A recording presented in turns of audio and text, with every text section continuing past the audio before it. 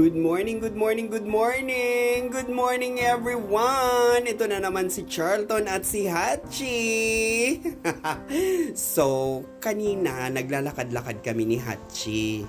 As usual, kada day off, labas-labas, ganyan, lakad-lakad para naman magkaroon siya ng exercise.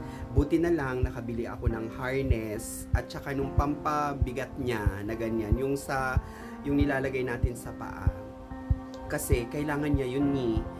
So kung hindi ko kasi lalagyan ng pampabigat na ganyan, hindi ko makokontrol yung energy ni Hachi kasi nga sobra kasi. Kaya ito, so speaking of araw-araw, dahil summer ngayon, magandang pinapaliguan natin yung ating mga aso. So, yung mga shampoo niya, ganyan, nilagay ko na dyan sa yellow basket para naman magkaroon kayo ng ng magandang pangpa-shampoo sa ating mga alagang aso, 'di ba?